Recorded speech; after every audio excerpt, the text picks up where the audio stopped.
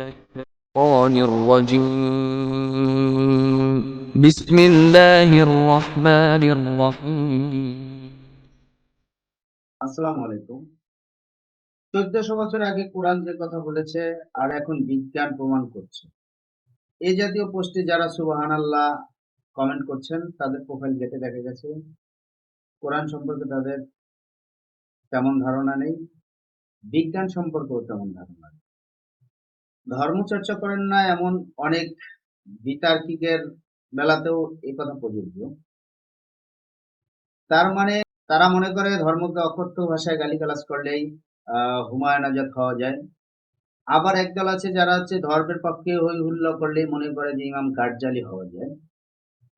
ধর্মের বিপক্ষে লেখা বা চিৎকার চেঁচামেচি করলে যেমন হুমায়ুন আজাদ হওয়া যায় না, ধর্মের পক্ষে হই হুল্লোড় করেও তেমন গার্জালি হওয়া যায় না। আমার সম্পূর্ণ কথা না শুনলে আপনি আমার সম্পর্কে নেগেটিভ ধারণা পেতে পারেন, অথবা একটা অসম্পূর্ণ তথ্য আপনার মাথার মধ্যে গেঁথে যেতে পারে। সেজন্য অনুরোধ থাকবে যে সম্পূর্ণ কথা শুনবেন, তারপরে আপনার মতামত প্রকাশ করবেন। এখন বিজ্ঞানের যুগ, জ্ঞানের প্রতিটি শাখায় বিজ্ঞানের পদাচরণ, বিশেষায়িত গবেষণা নির্ভর প্রমাণ সাপেক্ষ তথ্যই এখনকার যুগে গ্রহণযোগ্য। সঙ্গত কারণেই বিশ্বাস ভিত্তিক ধর্ম নানান চ্যালেঞ্জের মুখোমুখি হচ্ছে বিজ্ঞান ভিত্তিক যুগে। ডক্টর জাকির নায়েক এবং তার লেকচার ভিত্তিক জনপ্রিয় ইউটিউবাররা সম্ভবত অনলাইনে আস্তিক নাস্তিক বিতর্কের জন্য খুবই জনপ্রিয়। এমন লেকচার বা বিতর্ক থেকে অগণিত মানুষের ইসলাম গ্রহণের কথা শোনা গেলেও এখন পর্যন্ত এই বিতর্কের কারণে কাউকে ধর্মান্তরিত হতে দেখিনি। বিভিন্ন ওয়াজে সেমিনার ইসলাম গ্রহণ নিয়ে বিভিন্ন রকমের প্রচারণা, উদ্দেশ্য প্রণোদিত প্রচারণার অভিযোগও আছে। ইসলাম গ্রহণের জন্য বিশেষ আনুষ্ঠানিকতা বা প্রচার প্রচারণার প্রয়োজন নেই। আমি আমার পরিচিত ব্যক্তিগত অনুসন্ধান থেকে যেটুকু বুঝতে পেরেছি, তাতে এসব বিতর্কের বেশিরভাগ যুক্তি অমুসলিম, সেকুলার, নাস্তিকদের কাছে খুবই হাস্যকর। বিতর্ক কখনোই ইতিবাচক ফল দেয় না। বিতর্কতে জেতার সবচেয়ে গুরুত্বপূর্ণ এবং প্রথম পয়েন্ট হচ্ছে বিতর্ক এড়িয়ে চলা। ধর্ম প্রচারের ক্ষেত্রে কোরআনের নির্দেশনা হচ্ছে প্রজ্ঞা ও সুন্দর কথার মাধ্যমে মানুষকে আল্লাহর পথে ডাকা, যেটাকে আমরা বলি বিজ্ঞাপন। বিজ্ঞাপনে একজন মডেল লাগবে যিনি আমাদের পণ্য বা ব্র্যান্ডের প্রতিনিধিত্ব করবেন। যেমন ঐশ্বরিয়া রায়ের মতো সুন্দরী হতে চাইলে লাক্স সাবান ব্যবহার করতে পারেন, বা ডেভিড বেকহামের মতো খেলোয়াড় হতে হলে নাইকির পণ্য ব্যবহার করতে হবে। যদিও আমরা জানি এসব তারকা টাকার বিনিময়ে বিভিন্ন ব্র্যান্ডকে প্রতিনিধিত্ব করে, তবুও আমাদের অবচেতন মন এটা বোঝে না। ডেভিড বেকহামের কারণে তার ভক্তদের মধ্যে নাইকি সম্পর্কে একটা ইতিবাচক ধারণা তৈরি হয়। ধর্মের প্রকৃত শিক্ষা, মৌলিক সৌন্দর্য মানুষের কাছে উপস্থাপন করাকে আমরা বলতে পারি ব্র্যান্ড অ্যাওয়ারনেস। মানুষ যদি কোনো ধার্মিককে দেখে উদ্বুদ্ধ হয় যে ধর্মচর্চা করলে আমিও তার মতো অনুকরণীয় আদর্শের প্রতীক হয়ে উঠতে পারবো, সেটাই ধর্মপ্রচার। কাউকে ধর্মান্তরিত করার মতলবকে মার্কেটিং এর ভাষায় বলে স্প্যামিং। এটা ব্র্যান্ডকে ধ্বংস করে। ধর্ম হচ্ছে বিশ্বাস ভিত্তিক একটা বিষয়।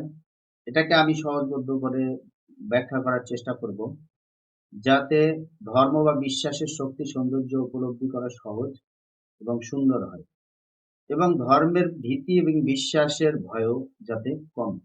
ধর্ম বিশ্বাসের ভয় এক সময় ধর্মের নামে আত্মঘাতী বোমারু হয়ে ওঠা বা ধর্মের যে ভৌতিক কার্যক্রম মানুষকে আরো খুব বেশি ভীত করে তোলে, দুশ্চিন্তায় ফেলে দেয়। আমাদের পরিচিত বন্ধু বান্ধব আত্মীয় স্বজন যখন হঠাৎ করে ধর্মচর্চা শুরু করেন, তারা ধর্মের নামে অপ্রাসঙ্গিক কিছু সংস্কার নিয়ে চরমপন্থা অবলম্বন করে। বেহেশতের নেশায় যেমন তারা বিবেক বিসর্জন দিয়ে আত্মঘাতীমূলক কাজও করে থাকেন। এই বিশ্বাসে ঢেকে গেলা মানুষের ধর্মকে সন্ত্রাসের সমন্বয় পর্যন্ত নিয়ে যায়। সন্তান ধর্মে আকৃষ্ট হলে অনেক বাবা মা দুশ্চিন্তায় পড়ে যায়। সাধারণ মানুষ ধর্মের উপদেশকে খুব রক্ষণাত্মক ভাবে নেয়। একবার বিশ্বাস করলেই শেষ পর্যন্ত আপনাকে আস্ত ঢেকি পর্যন্ত গিলতে হতে পারে। নানামুখী তর্ক বিতর্কে দলমত বিভাজন ধর্মকে এমন প্রশ্নবিদ্ধ করেছে, উত্তপ্ত রণক্ষেত্র বানিয়েছে যে এ নিয়ে কথা বলা খুবই খুবই দুঃসাহসিক একটা কাজ। কারণ এর সব দিকেই ধাক। আপনি ধর্ম নিয়ে ইতিবাচক নেতিবাচক যাই বলেন, কারো না কারো ধর্ম বিশ্বাসের সাথে অসামঞ্জস্যপূর্ণ হয়ে যাবে, আবার কারো কারো ধর্ম বিশ্বাসের সাথে সেটা অনেকটা মিল হবে। ডক্টর জাকির নায়কও মিলিয়ন মিলিয়ন মানুষের নয়নমণি, আবার মিলিয়ন মিলিয়ন মানুষেরও চক্ষুশূল। মিজানুর রহমান আজহারিকেও কাফের উপাধি দেওয়া হয়েছিল। সুতরাং আপনি যাই বলবেন যেভাবেই বলবেন কেউ না কেউ আপনার বক্তব্যে অসন্তুষ্ট হবেই। প্রথমে আস্তিক নাস্তিক, এরপরে হিন্দু মুসলমান, এরপরে শিয়া সুন্নি, এরপর আহলে হাদিস আহলে সুন্নাহ, বিতর্ক চলতেই থাকবে। তাই অনেকে হয় ধর্মের আলোচনা এড়িয়ে যান, নয়তো একতরফা একটা পক্ষ নেয়। সে পক্ষে সত্য মিথ্যা যাই থাক, তাতে অন্তত এক পক্ষের লোক আহ, সাথে পাওয়া যায়। কিন্তু আমি কোনো ধর্ম প্রচারক নই। আমার আলোচনার উদ্দেশ্য কারো ধর্ম বিশ্বাস অবিশ্বাসে প্রভাবিত করা নয়, বরং আমাদের সামগ্রিক আচার আচরণে ধর্মের প্রভাব বা ধর্মীয় ব্যাখ্যার ভূমিকা বিশ্লেষণ করা। সেটাই আমার আলোচনার মূল বিষয়। ধর্ম বিষয়ক কোনো ব্যাখ্যাকে বৈজ্ঞানিক বা অবৈজ্ঞানিক হিসাবে নিব, এটা প্রাথমিকভাবে নির্ভর করে আমাদের ধর্মীয় বিশ্বাসের উপর। পৃথিবীর সব ধরনের মানুষের কাছেই তাদের ধর্মীয় বিশ্বাস বিজ্ঞান ভিত্তিক এবং সার্বজনীন সত্য। কিন্তু বিজ্ঞান মানে যেটা আমরা বিশেষভাবে জানি, সম্পর্কে আমাদের কাছে এভিডেন্স আছে। আর বিশ্বাস হচ্ছে যেটা আমরা জানি না কিন্তু বিশ্বাস করি। যেমন আপনার দুটি হাত আছে এবং আপনি এটা জানেন, তো আপনি কখনোই বলবেন না যে আমার দুটি হাত আছে এটা আমি বিশ্বাস করি, কারণ এ তথ্য আপনার জানা, এটা জ্ঞান। আল্লাহ, আসমানি কিতাব, পরকাল, ফেরেশতা, এসব কিছু আমরা কিছুই জানি না, আমাদের জীবদ্দশায় জানা সম্ভব হবে না। কিন্তু আমাদের কি জানতে বলা হয়েছে? না, বিশ্বাস করতে বলা হয়েছে। বিশ্বাস করতে বলা হয়েছে। আল্লাহর অস্তিত্ব প্রমাণ করতে হলে সেটা আল্লাহ সবচেয়ে ভালো ব্যাখ্যা দিতেন। তিনি সরাসরি মানব জাতির উদ্দেশ্যে ভাষণ দিতেন। আবার যারা স্রষ্টায় বিশ্বাস করে না, সেই অবিশ্বাসও একটি বিশ্বাস। এটাও বিজ্ঞান নয়। Absence of evidence is not the evidence of absence. America আবিষ্কারের আগেও আমেরিকা ছিল শুধু একটি মেইন স্ট্রিম, ওয়ার্ল্ডের মানুষ জানতোই না। স্রষ্টার অনুপস্থিতিও কোনো সর্বসম্মত প্রমাণ নেই। ধর্ম বিশ্বাস ভিত্তিক, প্রমাণ বা বিজ্ঞান ভিত্তিক নয়। এই কারণে ধর্ম এত শক্তিশালী। ধর্মকেও তাই যুক্তিতর্কের ঊর্ধ্বে রাখা উচিত। সবার ধর্ম বিশ্বাসকে যথাযথ মূল্যায়ন, সম্মান প্রদর্শন করা উচিত। পৃথিবীর অনেক সভ্য দেশেই, ইউরোপ আমেরিকার মতো দেশেও আহ, নামাজের সময় বিশেষ সুবিধা দেওয়া হয়। দিন শেষে যার যার ধর্ম তার তার সেই হিসাবেই গণ্য হয় এবং ধর্মকে বিশেষ সুবিধা দেওয়া হয়। আপনি আরেকজনের ধর্ম বিশ্বাসকে রেসপেক্ট করলে বিপরীতে নিজের ধর্ম বিশ্বাসের জন্য এটা আরো বেশি সম্মানের হয়। আমাদের দেশের মানুষ যথেষ্ট ধর্মপ্রাণ মানুষ। ধর্ম বিশ্বাসের জন্য আমাদের এত এত যুক্তির প্রয়োজন নেই। কিছু অবান্তর প্রশ্ন সামনে নিয়ে এসে আহ, এবং তার উত্তর খুঁজতে গিয়ে খুব হুলস্থুল কাণ্ড করে ফেলি আমরা। কোরআন 1400 বছর আগে যে কথা বলেছে এখনকার বিজ্ঞান সেটা প্রমাণ করে বেড়াচ্ছে। যেমন কোরআন বলেছে চন্দ্রের নিজস্ব আলো নেই, বিজ্ঞান এখন সেটা প্রমাণ করছে। নিঃসন্দেহে কোরআন আল্লাহর বাণী, সেটা প্রমাণিত। তো 1400 বছর আগের মানুষ কি ঘাস খেত? নিশ্চয়ই না। তখন কেন, তারও বহু পূর্বে জ্ঞান বিজ্ঞানের চর্চা হতো। সক্রেটিস, প্লেটো, অ্যারিস্টটল, তারও অনেক আগে। সো এই জিনিসটা আগেও প্রমাণিত ছিল। চাইনিজ জেনারেল সানজুর প্রায় 2500 বছর আগে রণকৌশলের যে অব্যর্থ নীতিমালা, দ্য আর্ট অফ ওয়ার লেখেন, যা গত 2500 বছরে এখনো অব্যর্থ। শুধু যুদ্ধবিদ্যায় নয়, সেটা রাজনৈতিক, ব্যবসায়িক, খেলাধুলার একটা অব্যর্থ প্রমাণ। সানজু কিংবা সক্রেটিসের পরে এখন অনেক আধুনিক প্রযুক্তি আসলেও নীতিমালা কিন্তু মূলনীতি কিন্তু সেই সানজু, অ্যারিস্টটল বা সক্রেটিস, প্লেটোর সেই জায়গায় আছে। তখনও এই ব্যাপারগুলো প্রমাণিত ছিল যে এখন আমরা প্রমাণ করার চেষ্টা করছি কোরআন হচ্ছে যে সার্বজনীন একটা ব্যাপার। কোরআনের কাছাকাছি যদি বিজ্ঞানকে নিয়ে গিয়ে সেটা চেষ্টা করা হয়, সেটা বিজ্ঞানের মাধ্যমে বরঞ্চ কোরআনকে বা স্রষ্টাকে, আল্লাহকে ছোট করা হচ্ছে। কারণ সমস্ত পৃথিবীটাই গ্যালাক্সি থেকে গ্যালাক্সি পর্যন্ত হচ্ছে যে সৃষ্টিকর্তা সমস্ত প্রজ্ঞা দিয়ে সৃষ্টি করেছে, জ্ঞান বিজ্ঞান সমস্ত কিছুই রয়েছে। দ্বিতীয়ত একটা বিষয়, এখনকার বিজ্ঞান যে প্রমাণ করছে সেটা কিভাবে বোঝা যাচ্ছে, সেটা নাসা স্বীকৃতি দিচ্ছে। নাসা যদি বলে যে ঈশ্বরের সন্ধান পাওয়া গেছে, তাহলে দেখা যাচ্ছে যে তসলিমা নাসরিনও ঈশ্বরে বিশ্বাস শুরু করলো। কিন্তু বাস্তবিক অর্থে হচ্ছে নাসার যে কৌশল, নাসার যে উদ্দেশ্য, সেইটা নাসার অনেক বিজ্ঞানী জানে না।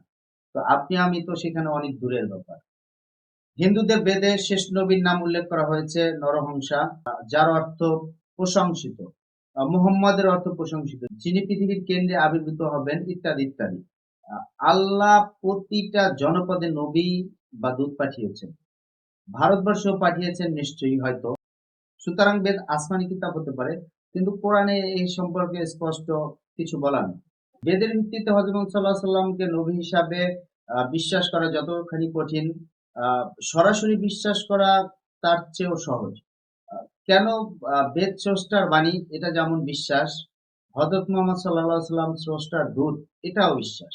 যারা হযরত মুহাম্মদ সাল্লাল্লাহু আলাইহি সাল্লাম সহ অন্যান্য নবীগণকে বিশ্বাস করতে পারছেন না, তারা বেদ, বাইবেল আল্লাহর বাণী হিসাবে কিভাবে বিশ্বাস করবে?